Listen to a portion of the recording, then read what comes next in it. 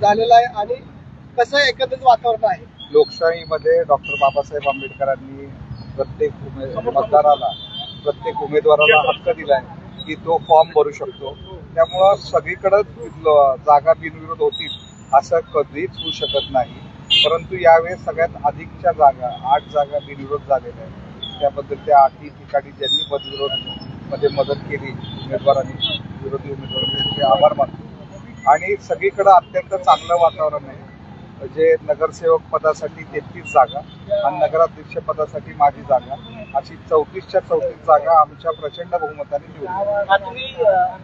प्रचाराला 8 ते 15 दिवस झाले. काय एकंदरीत काय वाटते कशा पद्धतीचं समस्या आहेत? निश्चित विकास एक निरंतर प्रक्रिया. सगळ्यात जास्त विकसनशील तालुका स्तरावरचं शहर कुठलं असेल तर ते बारामती असेल, यामध्ये कुठलंच दुमत नाही. सर्वच भारतातल्या पंतप्रधानांनी, आजी माजी राष्ट्रपतींनी, मोठ्या मोठ्या नेत्यांनी, सर्व पक्षीय नेत्यांनी, मी म्हणणार नाही की महायुतीच्याच पक्षाच्या नेत्यांनी, सर्व पक्षीय नेत्यांनी ते वेळोवेळी त्यांच्या जाहीर भाषणांमध्ये केलेलं होतं की बारामती सारखे जर काही शहरं भारतामध्ये झाली तर भारत हा एक विकसनशील देश होईल. आणि त्या पद्धतीने बारामतीचा विकास चालू आहे. निश्चित काही ठिकाणी आपल्याला काही समस्या आहेत, त्या आदरणीय अजितदादांच्या मार्गदर्शनाखाली, संस्कृतरावांच्या मार्गदर्शनाखाली निश्चित त्या पुढच्या 5 वर्षामध्ये नवीन जे नगरपालिकेची टीम येईल ते निश्चित मार्ग काढण्यासाठी आम्ही कटिबद्ध आहोत आणि आम्ही त्या कामामध्ये कुठेही कमी पडणार नाही. संत गतीने मतदान चालू आहे. मतदार बाहेर पडायला अजून उशीर करतायत.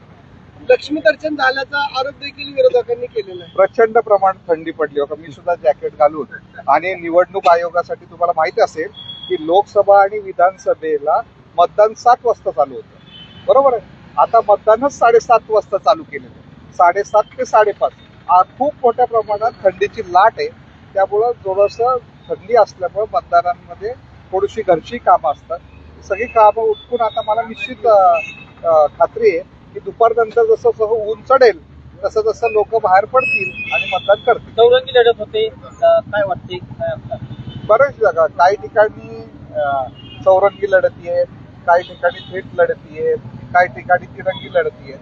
बऱ्याच ठिकाणी मला एवढंच म्हणायचं आहे की विरोधकांना संपूर्ण पॅनलच टाकता आलं नसेल तर मग विरोधच कशाला करायचा? ते दादा जे विकास करताय, तुम्ही बसायला पाहिजे होतं, चर्चा करायला पाहिजे होती की बाबा नाही, आमचे अशा मागण्या आहेत, जेव्हा पुढच्या 5 वर्षामध्ये लोकांच्या या मागण्यासाठी तुम्ही प्राधान्यक्रमाने तुम्ही हे करा. आणि सगळ्या जागा जेवढ्या शक्य तिथं आपण समविचारी उमेदवार देऊन, म्हणजे समविचारी सगळ्या गोष्टी करून पक्षाच्या सर्व उमेदवारांना तुम्ही पाठिंबा द्यायला पाहिजे होता. पण आता असो, तर निवडणूक होती, त्यात निवडणूकमध्ये सुद्धा पहिली निवडणूक 2 तारखेला होती, ती पुढे गेली, आता ती 20 तारखेला आहे. असे बरेच प्रकार या निवडणुकीमध्ये झाले. दादांच्या गटातीलच काहींनी अपक्ष उमेदवारी अर्ज दाखल केलेले आहेत आणि त्यांचं म्हणणं आहे की आम्ही निवडून आल्यानंतर दादांचेच. असं सगळ्यांनाच वाटतं की दादांचं नाव घेतल्याशिवाय प्रचारच होऊ शकत नाही बारामतीला, म्हणून काहींना ज्यांना उमेदवारी मिळाली नाही त्यांनी तसं केलं. पण बहुतांश काही उमेदवारांनी, दुसऱ्याही पक्षाच्या उमेदवारांनी काही कालच्या साखता सभेमध्ये जाहीर पाठिंबा दिला, काहींनी त्याच्यानंतर पाठिंबा दिला. त्यामुळे हे सगळं चालू आहे आणि हे निवडणुकीचा भाग असतो.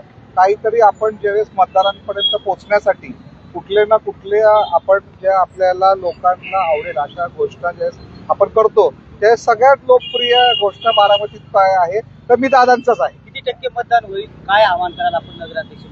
आता परवा 2 तारखेला माळेगाव ग्रामपंचायतीची नगरपंचायतीची निवडणूक झाली. तिथं सुद्धा तुम्ही बघितलं, सुरुवातीला संत गतीने मतदान होतं, पण जसं जसं नंतर मतदान वाढलं जवळपास 80-85% मतदान झालेले.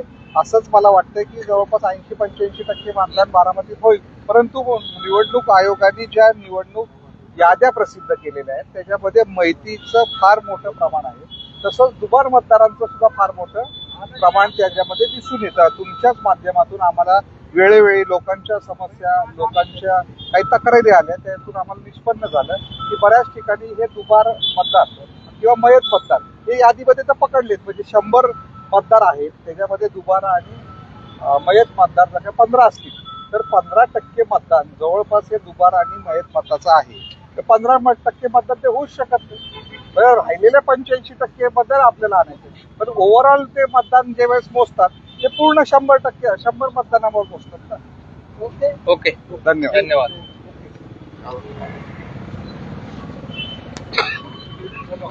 व्यवस्थित वाटलं झालं का